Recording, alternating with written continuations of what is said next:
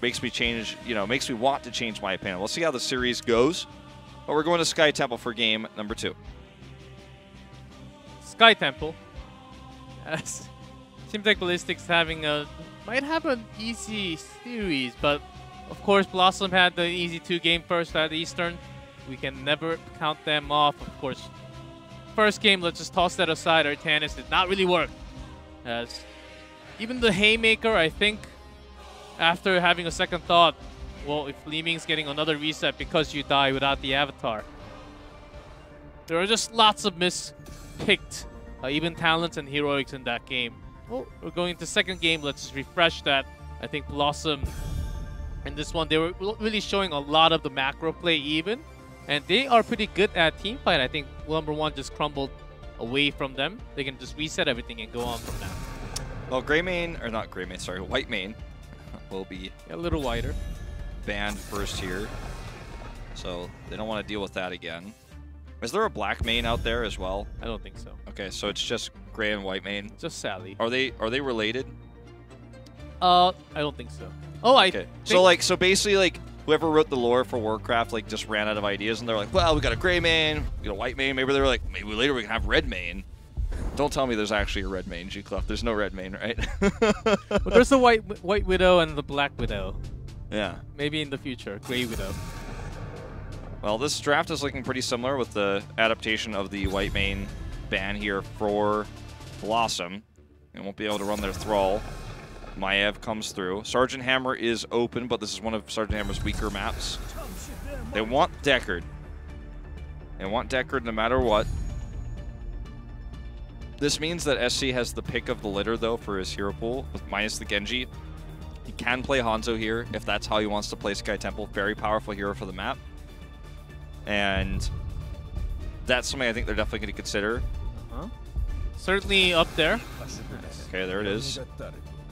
Karazim, though, long time no see on our bald support here, bald healer.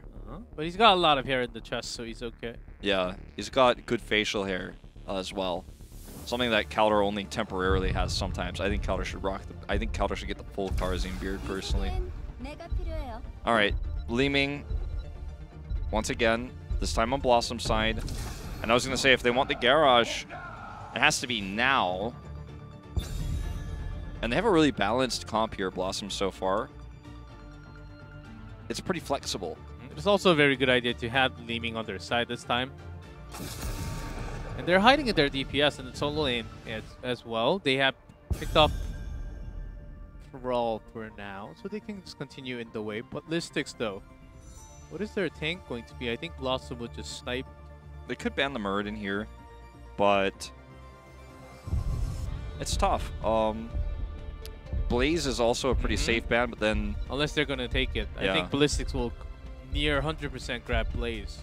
So I think that they want to ban this here. Oh, Diablo, interesting. I don't know. What's your take on Diablo on big maps? I don't like it. Late game for Li Ming, just burning down Diablo is actually really hard. We don't know the second DPS yet, but Li Ming takes a lot of skill shots. Diablo, once he's stacked with souls, may basically be impossible to kill. So I think that's the reason why. And Yrel is very tanky, so very similar. It's going to leave Blaze for BlossoM, so we know that card.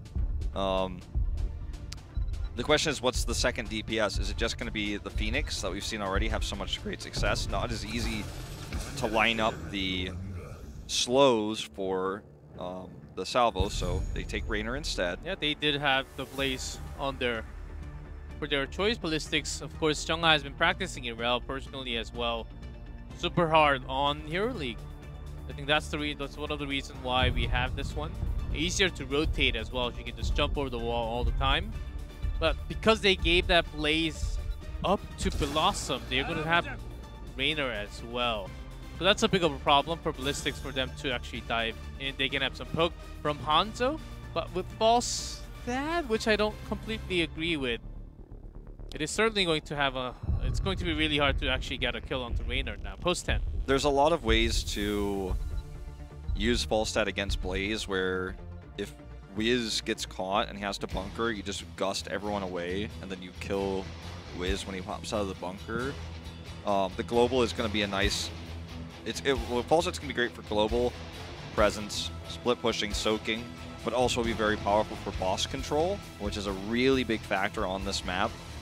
But I agree, like, it's not my ideal pick. It goes back to, I mean, it's SDE's most picked hero in 2018, so, or sorry, in Phase 2, because Tychus is still #1. It's going to be a while before that gets passed, but let's see how he plays it. Yeah, it's also because Falset is very, very squishy. Once you get locked into one of the scroll rooted, Liming will just get a kill. Basically, QWE with the Calamity and Wave of Force, that's certainly a kill onto Falstad, which we saw many times yesterday on Tempest versus Genji. Here's the flight for the Watchtower control. So from minute 1, Falstad already getting some impact here. Take a look at the Battleground results as one of Ballistix' worst maps, actually. But it's a map they pick often when they're ahead 1-0. That's right, it is one of the worst maps with a 9-3. That's how good Ballistix is, generally speaking. They've had a rough 2018, but here's the stun. Rooted and gone. Mondar has a rotation, and they were just not thinking about where they were. BlossoM, they had that all planned, and even potions all the way down to the boss control, just in case the fight actually goes all the way down there. Gonna keep Wiz from getting into lane. It's gonna force him to use the healing fountain. At least denies a wave of EXP there. Yes. Hooligan's like, and goodbye. You're gonna toss me over here. I'm gonna just jump back myself. The setup there for Blaze to hit the jet propulsion into the seal, the scroll of sealing, is actually really cool, and BlossoM executed that very well from level 1. So that's something to look forward to, I think, for the rest of this game, is to see if they can hit that combo consistently. I think Meryday's best support is actually Deckard right now. Even though he can play a lot of support on top tier, even Lucio is really good at Sound Barrier. Well, I mean, everyone's best support is Deckard, I think, at the moment. But yeah. he's like the best one who can actually utilize perfectly with the chain up CCs, and also Sake. They're at that level. Sake and Meryday, I think, are the best Deckards in Korea. Like, Xaylia is also very good, obviously, but... Ooh! Missed that groundbreaker. That was not a groundbreaking groundbreaker. That was just an okay one. It's just to show the new animation. Yeah. Of course, it's been a while, but just to show that off. As he's got his hands on that Hanzo. Okay, this is a gank attempt onto Honkono. Flight down. He also popped his E, so that's going to be on cooldown for a little while after he respawns. That was a nice little gank. That's how Falstad's played in the current meta, is actually for kills more than soak. It was also Honkono getting a little bit too greedy, doing some more damage to the turrets. And he was the last one to actually fall back, which means there was a problem. Hooligan runs mid to grab one more stack. As the top lane push continues for Urel, such a great matchup for her against Blaze. Camp timings here, gonna have to be really careful about how they want to use this for this shrine. See who grabs it first. It's actually gonna be BlossoM, because Modern Life needs to go home. I guess that's why. I guess this is one of the strengths of BlossoM, how they can actually have Honkono and Gondar going back between DPS and tank. Yeah, 2 tanks for Gondar so far today. Which was usually actually Honkono back in Eastern Clash just a week ago. And I think in terms of ranged assassin, Honkono's overall better. But when they have something like a Maiev, Gondar is a lot better on those melee heroes. Yeah. So they can just have that as a flex in a way. Ranged and melee, I think, is the big defining factor between those two. You know how I feel about role swaps, but I not get too deep into it. Hooligan just grabs another stack. Good scroll of sealing there by Meryday to actually prevent any follow-ups from coming down after that. It's really well placed. So this ends up being a full trade. 1-for-1, temple for temple. Ballistix continues to maintain that soak advantage. They do have the fall stat. They did get that gank earlier. And now we're going to see, you know, who gets the soak for 10 after this next bottom temple. Neither team obviously has destroyed the healing well, So, I mean, this game is pretty much dead even. Slight soak advantage for Ballistix, which could lead to a boss after this. And Oncon actually goes for a sustaining round and Compound at 7, going for that Pepper build instead of anything else at 4, which I don't think we have seen that in Korea yet. It's always Flight or the other one, or the Armor. Yeah, it's quite unusual. You have to be like super aggressive and getting the most out of it by doing damage and activating your trait all the time to get the full value out of it. Did you see that Urel was able to push like basically the keep wall in the top lane? No, so good. It's so good for Ballistix. Like, you know, that she is able to do that uncontested. There's no threat. They're just tracking vision so well that Jungha is able to do so much. Posturing on boss right now here, but not to make a boss play. They're just trying to look for an invade. Boss got angry for a second. Jungha went mid, knocked down another cannon tower. Ballistix' goal right now is to defeat as many cannon towers as possible so that they can hit 10, because that's going to give them a really safe fight here for the Shrine, and then later on the boss. A 10 fight can give them the Shrine, and then a follow-up boss right afterwards. So now is the most dangerous moment for BlossoM, honestly, is right in this window, because they lost control of the experience. Same for Ballistix, just before 10. But they actually have Falstad pushing very far. So it's not actually too bad. They do hit 10, there's a Gust, Defender, Avatar, Arrow. So nothing unusual. But this is the kind of play we were expecting from Feliz. Having Falstad, you have the global, you need to pressure the opponent for their rotation. You have to force the rotation. SD is doing a fine job on that Falstad, which is leading to this boss. Jungha was pushing mid at the same time, so they got 2 lanes of pressure to get that through. And this is the boss timing, right before BlossoM hits 10. That's part of the reason what this global is for. Now they can, with the boss pressure, collapse onto this temple. 7-sided pushes Gondar away. Exactly. Because they can't get the full control of the temple. Ballistix, they're looking for more. They knew BlossoM, they were going to hit 10 soon, but not enough in time to get the boss and the full temple control. Yep, and this boss is just going to help guarantee the temple control. They only need Urel on the temple, so Jungha's just going to sit there alone. And now Ballistix can push heavily with the boss. In fact, now that they've forced a big rotation down to the bot lane, they're just going to have the boss and this temple nearly finish off the fort, and then they rotate mid. Falstad's already soaking a different lane. Just trying to stay ahead, just trying to keep those advantages. That's what Ballistix is up to right now. They're trying to get onto Falstad. I can see that in that rotation, but Urel just jumps away. We'll be safe for now. Look at how much SD is actually pressuring into the team fight, into the top pressure. This is the kind of top-tier Falstad that you would see out of the top Korean teams.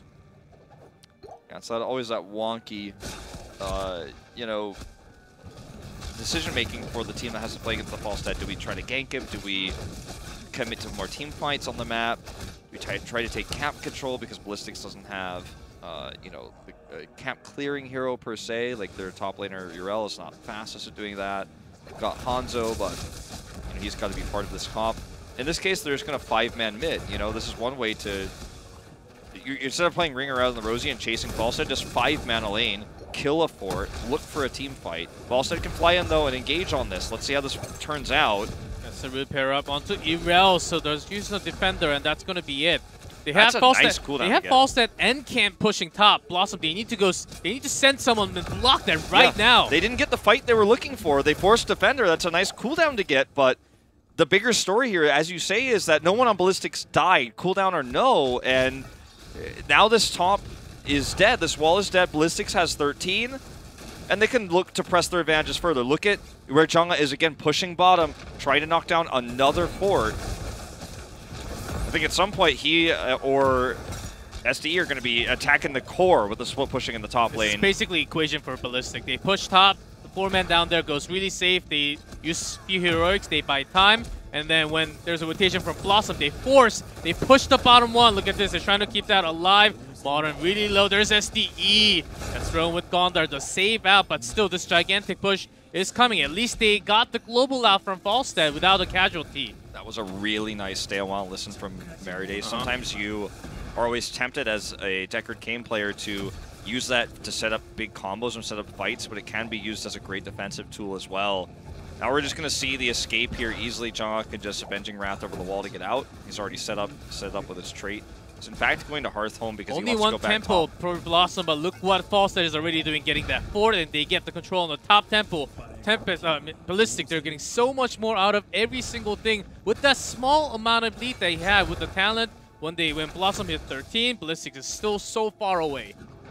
Jungha faked Wiz out. He actually jumped. Oh, that hammer in the face. He faked him out. He jumped to make it look like he left. Then he was actually going to try to buy time, and then they were going to try to force a fight. Either way, he's going to get caught now. Defender 8 seconds left on that cooldown, so not going to be available here. And now this is going to be a good fight here for BlossoM. There's the double, as they do get the kill there onto Hooligan. But I liked what they were trying to do with the bot. Delay that, force down, use their global collapse there, and take a 5v5 fight where they have a level advantage. It was really tricky, but it didn't work out in the end. BlossoM capitalizes on that moment. Yeah, but it's still, you give out 2 kills, but you get the keep. I think that's what's more important in this game. So BlossoM, because it feels like they're losing more even with the 2 kills, they need to pressure into it to get most out of value. They need to catch up in level. Gondor can just sit up here on the front. They've still got Hanzo with that wave clear. Post 16 with the piercing, it would be much, much easier. Gust in 5 seconds. Look at the positioning here of STE sneaking down. They're going to get caught on this bridge. Oh no, this is an arrow combo! Arrow with the piercing arrow, that's crazy amount of damage. They do have the bunker, but very early, Jungha still dives in there. Hooligan with the face melt. There goes Sailwild, and listen, buying some time. Rainer's gone. Hey, the orb does not connect. Meriday is down. Try to use the CCs to buy time for the rest of his team, but I think only Li Ming survives at the end of this movie. Gondar, he's got a lot of armor, but there's only so much that's going to do for you. Where are you trying to go? He's really just delaying his teammates' death timers, I guess, trying to get them back into the fray, but Jigoff, that, like, if our subreddit, okay, was more esports focused, man, that would be like one of the highlight posts that would be on the front page tomorrow.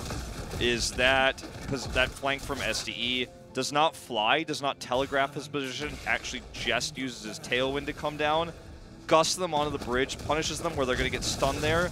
They planned it from the beginning to arrow right afterwards. Yes. What a beautiful play. And Jungha just jumps on all of them, piercing arrow just shooting through them, doing about like thousands of damage from just one skill shot there. That was some KR arrow moment. That was absolutely beautiful. Great setup by the entire team. Look at SD already pressuring from the side. Yep, he's got a gust available. Arrows up too. If they get caught in the corner, the same exact thing can happen again. Right, like, literally. Right before 16 BlossoM. So they do want to manage to not lose anyone before. It's just such a big threat they have to keep in mind. Look at Modern Life. He's trying to throw orbs over here at STE because he doesn't want to get flanked in that same way. Okay, this is the moment. This is the fight they need to look for. BlossoM, they're on the back line here. Gondar in good position. But this wave is way too big to actually go in. All the skill shots will be blocked. So Li Ming has so much less of a power right now. And Falset's just going to fly to the temple. Bot keeps down. He's just going to look to try to set up for the free damage here to get the last keep. Then they could do direct damage to the core in the next phase where they will have that 20 advantage. You're right, the wave was too much. Li Ming couldn't get resets in that position, but that needed to be their fight. I don't think this is the one they're looking for, but they do grab here and they get the taunt and the sleep. Everything onto Karazi. Magi is blown up. The Falsa is already there and keep under 40%, though that's like 25% left.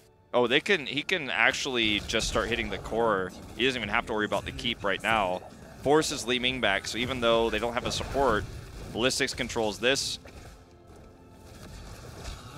Here's the engage. They actually don't commit to the fight, though, even though Li Ming was back. Modern Life coming back in. Ooh, the positioning of Jungha. Little risky there. Hooligan's there, but the entire squad of BlossoM is there. There's a focus. Does manage to get the kill. Hooligan is the second target. Gus is already down. Yeah, this is actually surprisingly sloppy from Ballistix here, despite having massive leads. Nice scatter arrow. Hooligan gets hit by the cube, but he will actually be able to heal up with his trait. Okay, he does manage to get out. What a sloppy engage, though, for Ballistix there. They lost Magi, right, to the big combo. BlossoM had to use all the heroics. I think that's why Ballistix felt like they could continue to fight there, Maybe. but they only lose Jungha after that, but still, it's kind of a mess. Respawn's coming through. Luckily for Ballistix, after that really messy engage, BlossoM didn't have any objectives on the map. Like, they get the wins and kills, but all they can take is a night camp. So, you know, it's not the worst thing for them, but definitely could have been cleaner. It feels like we're just watching Tom and Jerry this game. Ballistix, they're always ahead, and BlossoM's just getting harassed the entire game. They're catching up a little bit only at times, but overall, game is of course going for Ballistix. BlossoM only having a keep.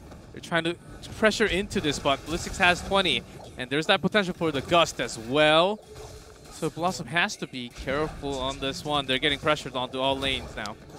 Yep. Oh, we're going to see the engage right now. I know the core is under attack, but we got to watch this. Jungha's going in. I love the Tom and Jerry reference, by the way. BlossoM is Tom right now. Okay, here comes the root defensively from Merryday. Bunkers up. SDE's got the Gust, though. Those in the bunker are going to be caught and left alone. Look at the engage here for Jungha right on top. Merryday there's no way out here for Deckard Kane. He's just trying to use the Scroll of Sealing. Great toss to save him. Honkona was the first to die, though.